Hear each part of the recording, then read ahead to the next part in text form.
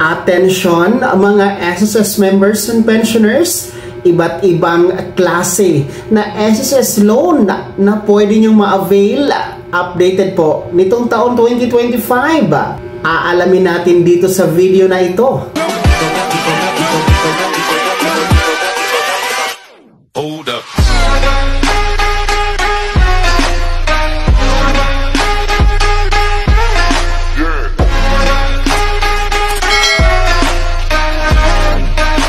Hello mga ka-vlogs! Welcome dito sa aking YouTube channel. Magandang araw po sa lahat ng mga manonood. Saan po kayong dako sa mundo? Kumusta kayo mga ka-vlogs? Eto ha, mga miyembro at pensyonado ng SSS, pag-uusapan natin kung ano-ano nga ba ang iba't ibang klase dito sa SSS loan benefit na pwede po nating ma-avail sa SSS. Updated ito ngayong taon 2025. Kaya pakinggan nyo po, baka gusto nyo po mag-avail, mamaya-maya po yan. Pero kung bago ka pa lang dito sa aking YouTube channel o di kaya di ka pa nakasubscribe, i-click nyo muna ang subscribe button na nasa baba. Huwag kalimutan na pindutin ang notification bell, ilagay nyo po sa all para updated ka sa lahat ng mga videos na aking i-upload. So eto na nga po no, makinig kayo mga miyembro at pensyonado ng SSS. Ito na po ang iba't ibang klase ng SSS loan benefits kung saan pwede nyo pong ma-avail, pwede pong makatulong sa panahon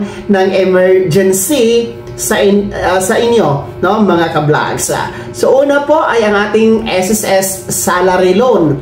Ang SSS salary loan ay isang short-term loan program ng SSS kung saan nga po babayaran natin ito sa loob ng 2 taon. Kung saan ang eligible po dito mga ka-vlogs ay dapat meron po tayong 36 months contribution at ang loan amount po o halaga ng salary loan na pwede nating makuha ay times 2 po sa ating 12 months salary credit mga ka-vlogs. Okay? And ang kagandahan dito sa ating SSS salary loan ay mula 10% per annum na interest, binaba ito sa 8% interest per annum or bawat taon mga ka-vlogs. So, yan po ang ating SSS salary loan. Actually, madalas itong ina-avail ng ating mga empleyado. Nag-a-avail talaga dito yung mga employed natin na mga miyembro.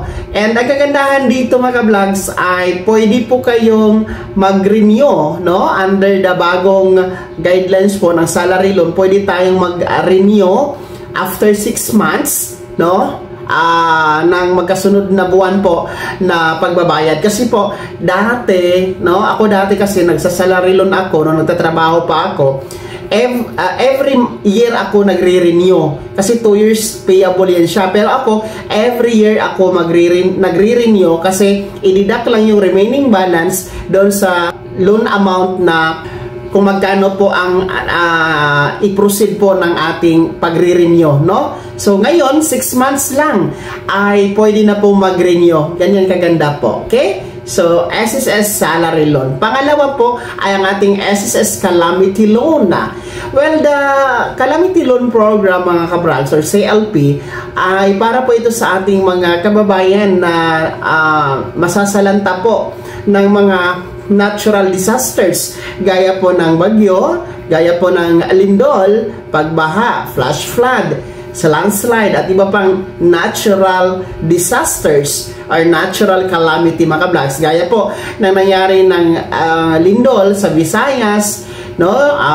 Yung super typhoon O1 in Luzon, no? Yung bagyong Tino in Visayas mga ka-vlogs. Ayun, basta under state of calamity na deklarado po ng inyong LGU, no?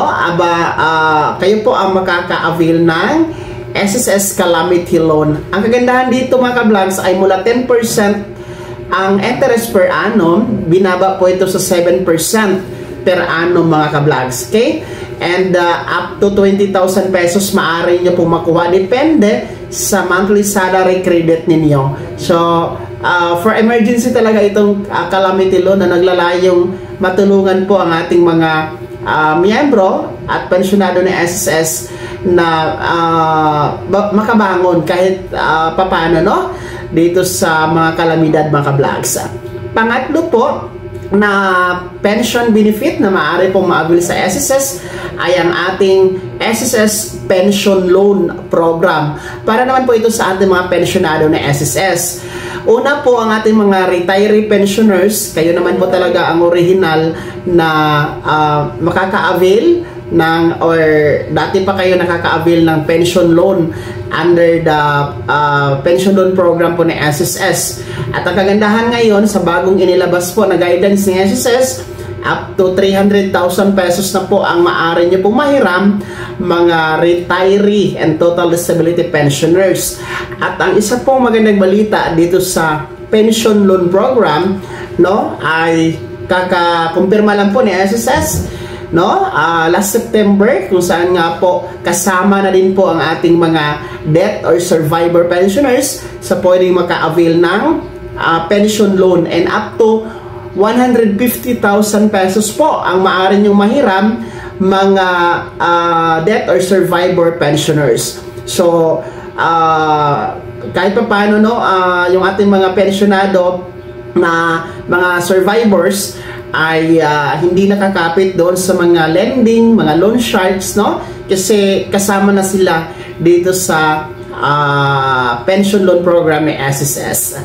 Pang-apat po na loan benefit ay ang tinatawag natin na Conso Loan program, mga ka-vlogs. Ito naman po ay para sa ating mga pensionado merong past due, hindi na nabayaran na loan ni SSS, no? Maging salary loan man yan, calamity, restructured, educational, emergency loan, tapos hindi nyo na nabayaran, no? Pag-isahin po yan, mga ka-vlogs, no?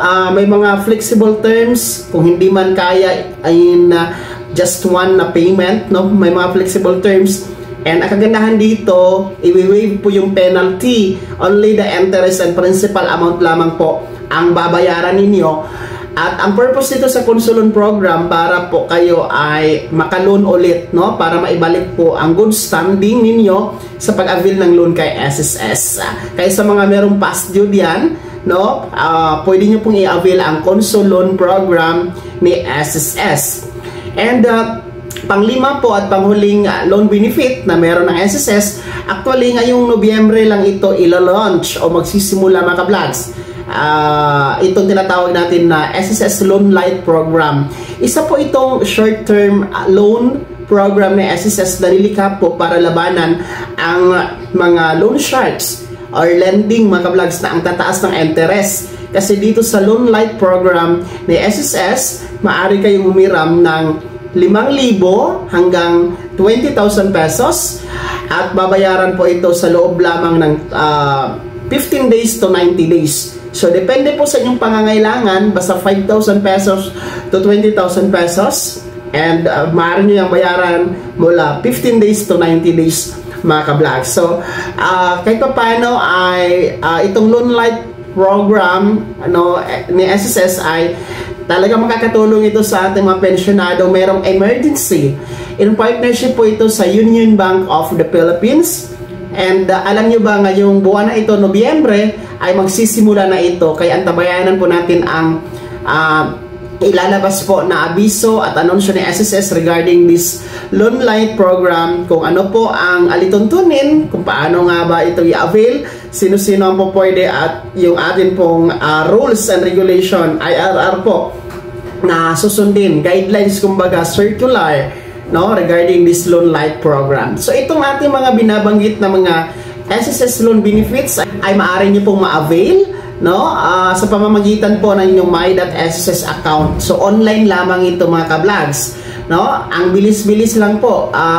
Pag once na mag-apply kayo, 3 to 7 working days ni SSS lamang ay makikredit na sa inyong DAEM or Disbursement Account Enrollment Module na meron kayo kay SSS, mga ka-vlogs. Kaya yung mga loan na yan ay syempre loan pa rin yan, utang pa rin yan, kailangan nating babayaran. Kaya kung gusto nyo lamang po at kung kailangan talaga, emergency talaga, meron tayong makakapitan, no? Kahit paano ay protektado ang ating benefits dahil mababang interest at hindi na kailangan ng ATM na collateral, mga miyembro at pensionado ng SSS. Kaya naman, mga SSS members and pensioners, ano po yung comment at reaction sa balitang ito?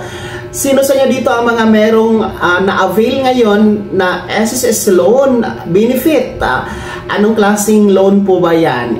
At gaano kalaki ang naitutulong ng SSS loan benefit para sa inyo?